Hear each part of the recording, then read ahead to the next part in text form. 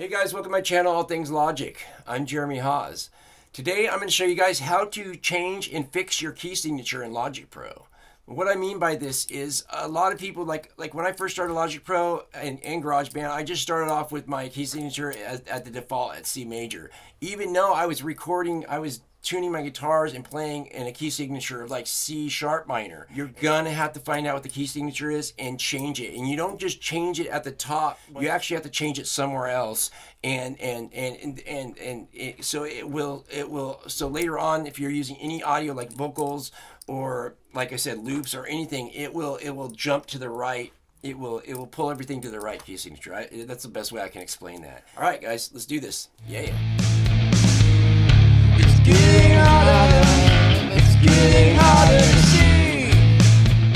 This song right here is I accidentally started the project in C major like I did with a lot of my earlier projects, and I tuned my guitar down to C sharp minor. You know, that's where I play from, and that's where my voice sits around also. So if I'm using any MIDI later on, I'm gonna want that MIDI to change to that also. Plus, if I'm probably gonna use pitch, flex pitch, and all that stuff.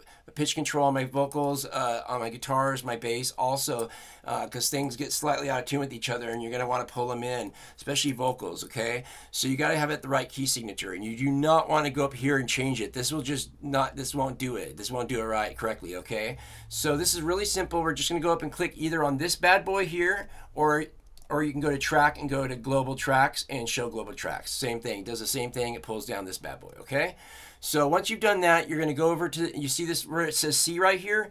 Now don't right click on this, you got to left click, and make sure you got to get it just right too, okay? So double click on that, double click, left click on it, not right click. The same thing will come up, but if you right click, it'll come up differently, slightly different. You want to left click on this. I did this wrong a couple times before. So then it says the key signature right here. Really simple. You're going to go to your key signature, which is C sharp for me, and then also change this to minor, okay? And then I'm going to hit OK.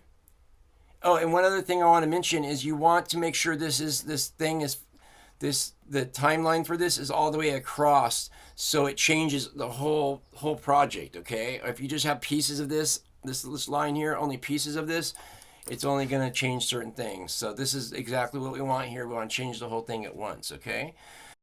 And one other thing is, if you don't know your key signature, the best way to find out your key signature is like use a MIDI keyboard or a guitar or a tuner, and it's usually the note that you start off with and end with. That's usually, and in the middle, it'll be you play it and play it the most in your songs. That's usually going to be your key signature, just to let you know, okay?